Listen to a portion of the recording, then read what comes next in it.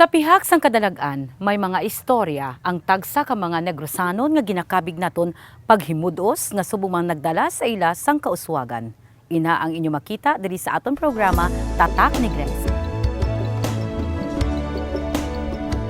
Ang palasyo sa tagipusoon sang katubuhan nangin saksi sa manggaran nga maragta sang Negros. Ini ang puloy-an sang Negrosanon nga baganihan, El General Aniceto Lacson. Natawo sa tung Abril 15 tuig 1857 sa mag-asawa nga Lucio Lacson kag Clara Ledesma sang Molo, Iloilo. Ang amay sang general anangin una nga Lacson nga naghalin sa Panay kag nangabuhi sa Negros. Nangintiayo naman ni General Aniceto Lacson amo si Rosario Araneta sang Bago. Kung ilaragway si Aniceto Lacson, siya isa ka persona nga mabukod ang panglawason. May bulawanon nga tagipusoon, kag may batasan nga palareho ang paglantaw sa isa kag isa. General Aniceto Lacson was my great-grandfather. A complete name was Aniceto Ledesma Lacson, and they were originally from Iloilo. And then they moved to Negros because of his father, Lucio Lacson, and they settled here from Talisay all the way north to Cadiz, and then also down south all the way to La Carlota. Well, Aniceto was, from what they tell me, he was a very jolly person, very loud voice. He was a tall man, very entertaining. He loved to entertain. And precisely this house was just a house of entertainment. He was actually a very friendly man and a very peaceful person. So even with the revolution, of course, people think of him as a general, as a military man, but he was not really.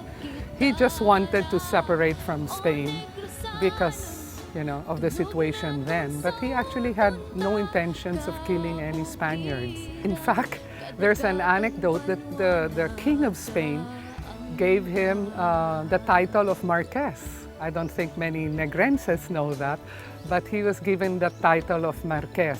He didn't accept it. He never went to Spain to accept it. The reason why King Alfonso XII, the 12th, gave him that title was because even if he had fought against Spain, he didn't want any Spaniards killed, and most especially, he made sure that no priest, no friar at that time would be killed.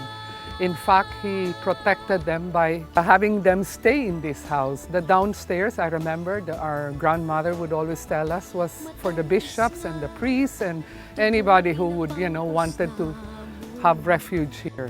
He really made sure no Spanish priest was killed. Aniceto Lacson was a sugar farmer, sugar planter. Aniceto Lacson was married to Rosario Araneta from Bago. She was the first cousin of General Juan Araneta.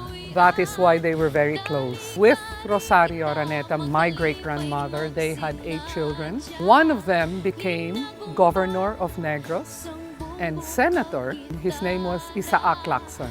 And in fact, he was one of those who really helped build the Capitolio in Bacolod City.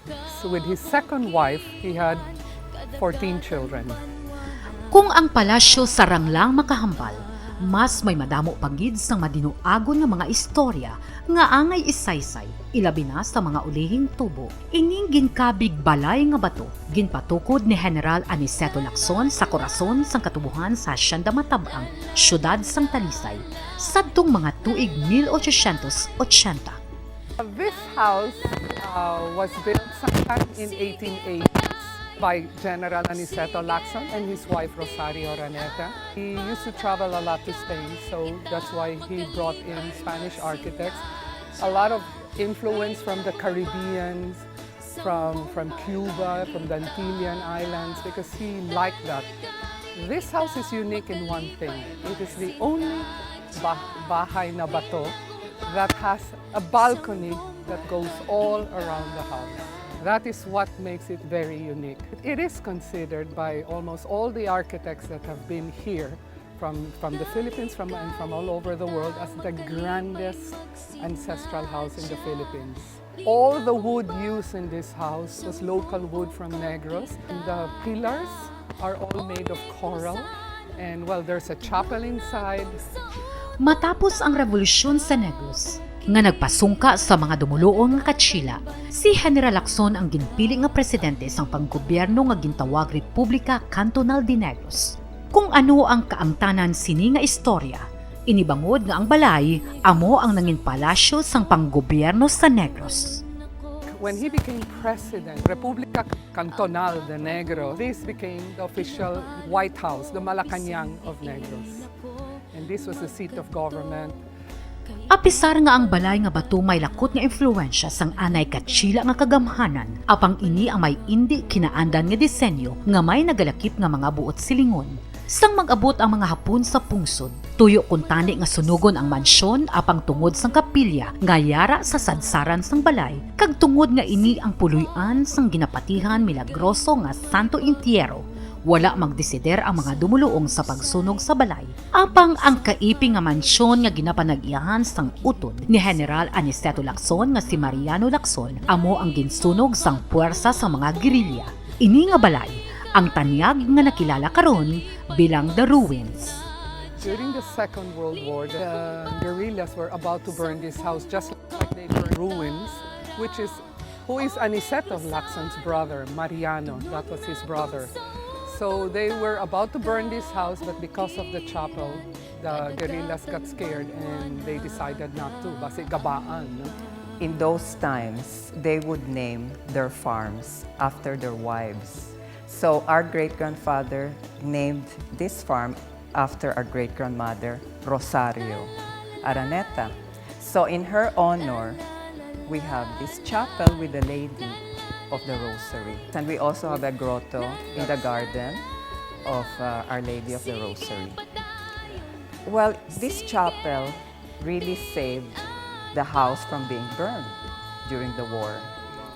And let's say most of my grandmother's siblings, my grandmother, members of the family who pass away, we normally either have a wake here or masses. Or We masses. still have mass here every Sunday for the people in the farm at 7 in the morning. So anybody's welcome to attend mass here. well, the last nice event we had here was the wedding of Ting Agustin Lacson, the son of Javier Lacson. And it was really a beautiful wedding. And also my brother, my youngest brother, Carlos, who married Dr. Diana Kua. The wedding was also here in 2005. So we do use it for special events. Sa ikaduha nga panalgan, may balkonahe nga nagapalibot sa kabilugan sang balay. Wala mga bintana ang palasyo, pero madamo sang puwertahan. I mentioned before, this is the only bahay na bato that has this balcony that goes all around the house.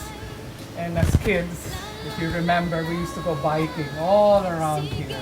And then we used to stand on this thing and play. And thank God nobody fell over.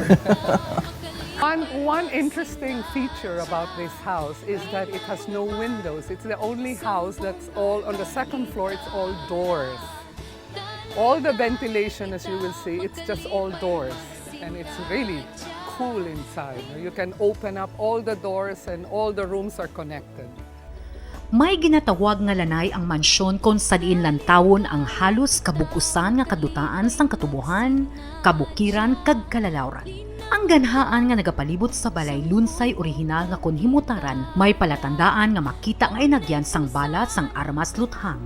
Initanda sang maghunong ang hubon sa mga Hapones sa balay halin mga tuig 1942 tubtob 1945. This is the lanai, and this is where the life of the house was. Everything was centered on these areas. Actually, the family would never stay indoors. We would always stay here. We would have all our meals here and entertain our guests here. Very cool, as you can see, it's a very cool area. So this was just full of dining tables, sofas, plants all over. One thing I forgot to mention was that this house since the guerrillas did not burn it, it was indeed occupied by the Japanese during the Second World War. They used this as the headquarters. Sang mga ulihing at tiyempo, ang balay mas tanyag nga nakilala bilang Claparol's Mansion. My great-grandmother, Rosario Araneta, died quite young. So the one who really stayed here and took care of all the siblings was my grandmother, Carmen Lacson, who eventually married Ricardo Claparols, who had come to the Philippines because of the tabacalera, Tabacos de Filipinas, which everybody knows played a very important role in the Philippine history way back then. And anyway, when they married, well, it's a long story, but to summarize it, they ended up staying here. But the condition for my grandfather, being from Barcelona, he was a Catalan from Barcelona, was that he wanted to own the house, not just inherit it, because he was afraid that, well, there were just too many heirs to the house. So he told his wife, Carmen, that let us pay for it. And I think they paid about 80,000 pesos at that time to all the heirs. And then this house became known as the Claparol's house.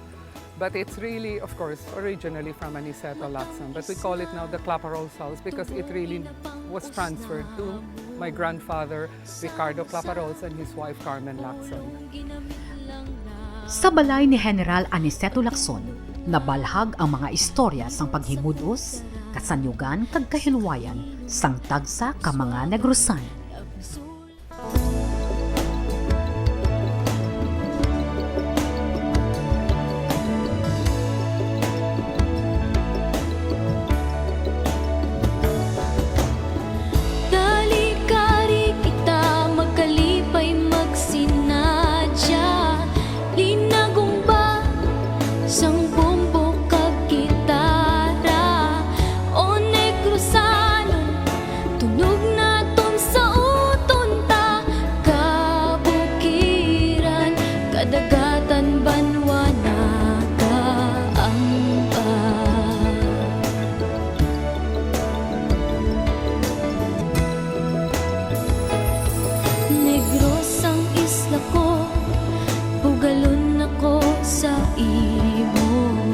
Ang kataho mo, ginabalon ko, bisan diin ako magkadto.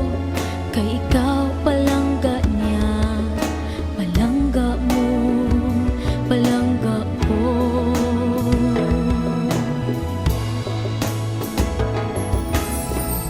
Matamis nga, pulong ginamit lang namon. Cebuano, kagiligay nun may pag-ugyon. Sa pamugsay, may isa ka direksyon. Pagiliusa, pagigugma, walay makatupong. Dali-kari kita magkalipay magsinadya. Linagong ba sang bombo kag gitara?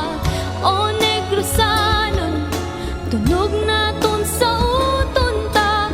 Kabukiran, kadagatan ba